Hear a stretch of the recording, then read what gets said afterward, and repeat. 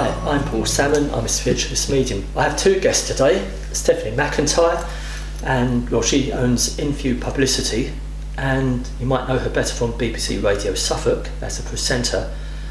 But she's brought along Bonnie, and it's Bonnie's birthday, Steph. It is, and she's supposed to be sitting up, happy. and she's happy. She's been having her tummy rubbed at the moment. Yeah. So We met on your show, didn't we, on BBC Radio Suffolk? we did, yeah. Because I was standing in for Leslie Dolphin at the That's time. it. Yeah. And we were talking about my work in mediumship and my magazine I published, Yeah. Eternal Spirit.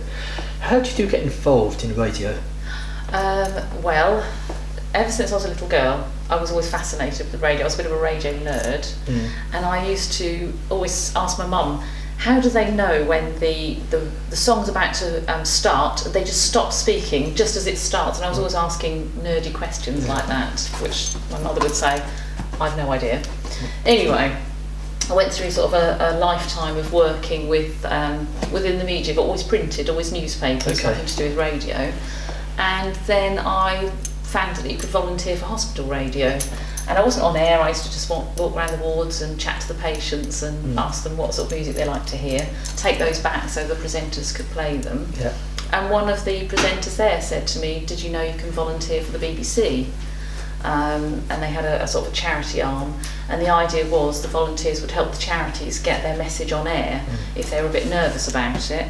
So I did that, and then while I was there, a part-time job came up at the weekends, and I was already running my own business and doing 1 day a week volunteering at the BBC. And then I saw this part-time job and applied for it because it was a Saturday morning, and I thought, well, I've still got Saturday mornings free, I could do that. Yeah. And I've been there ever since, really. I just sort of carried on. Oh, you've been there a few years now, haven't you? 15 this year. Have you? That many? I know. Can't you tell? Oh no, I have woken up with you beside me on a few occasions when the alarm goes I was off. going to say the alarm goes off, hopefully. Yeah, but it's something you enjoy and kind of. Very much. Because I've been in your studio so many. I mean, I did local community radio, You did? but yours is something else, BBC, and it's Well, it's all radio. all computers and There's a lot buttons, of, a lot more of buttons to look after, and I don't always look after them as well as I should, because I only dip in and out every now and again. And there is a lot going on, and they call it driving the desk, as you know, because it is like driving a car, and so a lot of it you almost have to do while you're doing something else. So you're talking to someone, but you're also moving tracks about and seeing what's coming next, and you're listening in your headphones, as you know. So there's a lot happening, and yeah, I think it's more happening in your side than it was in my little local radio. Actually, but, maybe. But Steph, Bonnie's just had enough, I think. And Yeah, sorry about she's that. scarred. Yeah, I think she's obviously going to charge for her time. We don't want her to be on air too No, long. I can't have this on my show.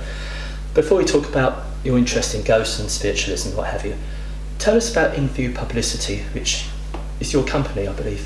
Yeah, I set it up. I used to work for the East Anglian Daily Times, and then I had my children, who are twin girls, and couldn't go back full-time working there. So I set up Inview Publicity for other companies to kind of share their good news, but I then helped them get into the newspaper and write about it, that sort of thing, really. Yeah. So It's quite handy because there was a link between us, actually, but we'll get to that as well.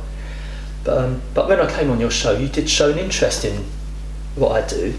very much so. And how long have you been interested? Is it ghost hunting or spiritualism, or I suppose what is your interest? It's a bit of both. I suppose it's more spiritualism. My father and his side of the family were always into kind of mediumship, and they would do. I was too young to remember it, but I was told that they could do levitation and they could bring messages and all of that sort of thing. My father always talked openly about ghosts, and we lived in quite an old house when we lived in Bilston as I grew up, and there was all sorts of odd things that would happen, but they would just seem a normal part of my childhood, whereas my mother was a complete sceptic, so I kind of had sort of quite a balanced view, I suppose, but I've always sort of kept the interest, really. Okay. There's no interest in my family at all. So You're leading the way. oh yeah, I guess so. But your interest moved on a bit because you thought about well, let's just show people. it's not your book, you haven't written it, but you published it. Yeah, You're well, a publisher. I edit it for You a did it, local so- author, yes. Ed it's Nichols. Yes, Ed Nichols. Nichols. Mm-hmm. And The Haunted History of British Theatres. Yes, well, Ed, I met, who was he does ghost tours in Ipswich, and I met him to interview him for his ghost tours. And he has got so much history in his head. And I said, I can't believe you remember all this. You should write it down and turn it into a book. But I wasn't doing it for a commercial reason. I just thought he was very interesting because not only does he talk about the ghosts in the theatres, he talks about the history of the theatre as well. And he said, I wouldn't know the first thing about writing a book. And I said, well, I edit for magazines and I write for magazines. I haven't yet published a book, but maybe together we could sort of work together and do that, which is exactly what we did. Right. So that's how it all came about then? That's how it all came about, yes. Oh, and that's your first book. Your second book is mine, which is going to print. So we look forward to that coming out, and you've helped edit that as well. Yeah. I was going to ask you, do you think you'll be doing more books? Is this something that you hope to grow? Because I've got a few more books inside me, Steph. Well, it's funny because since I worked, because I mean your book is The Making of a Medium, and all about your journey, and I suppose that because I'm interested in what people have got inside them and what they want to talk about, I just think what a fantastic legacy to leave, for your children, your children's children, to talk about that story. So that's my interest. And since I've worked with Ed, he's then gone on to publish The Haunted History of British Pubs, which he's literally just come out, so I'll have to get him to come and visit you and talk to you about that. Ed on this sofa. Absolutely. But do you think you'll do you think you'll specialise in publishing that genre of books, like ghosts? I don't think so. Sometimes things just come to you. Yeah. I didn't sort of go out looking for it. It sort of found me, and I think in life that's sort of what I believe in. I think when you come across people, there's always a reason that you make that connection, and rather than try and work at it, just see what comes out. So who knows what will be the next thing. It sounds like you may publish something that interests you, though.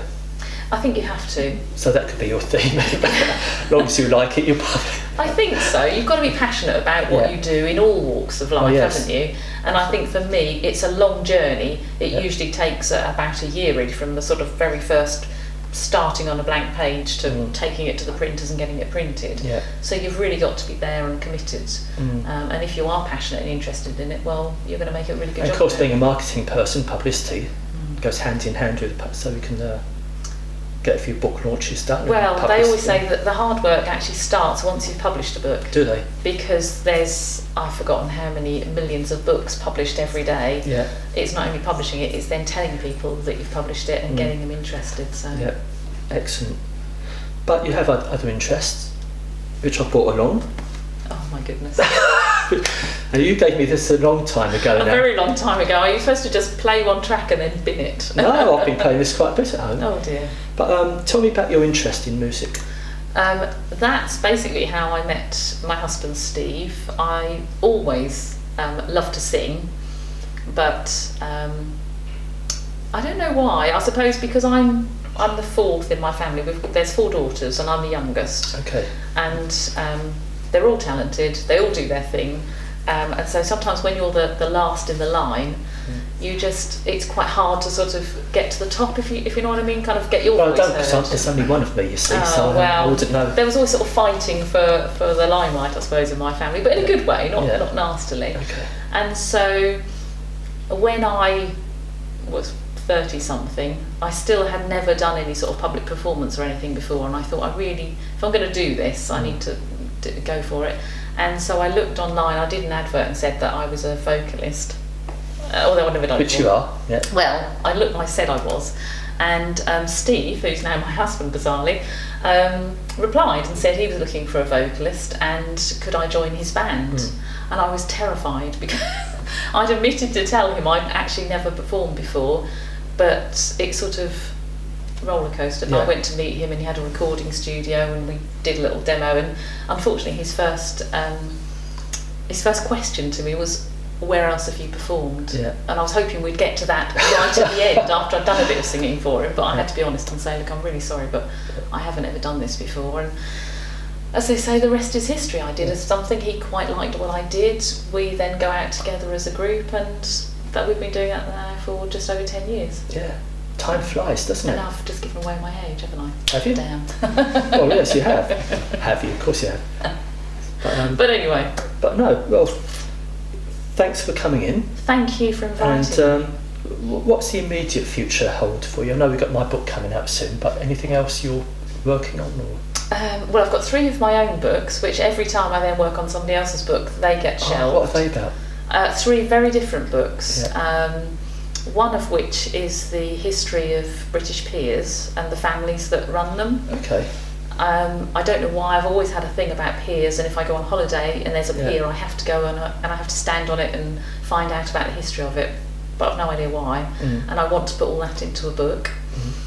So I'm working on that at the moment, and also our own pier here at Felixstowe. I was going to say afterwards we'll go to the pier.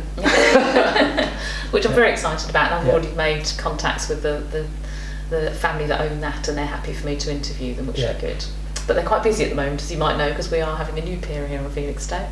And then I have 2 other books. One is a story, it's a fiction, it's just something I've been writing for about the last 10 years, just to get me into the thing.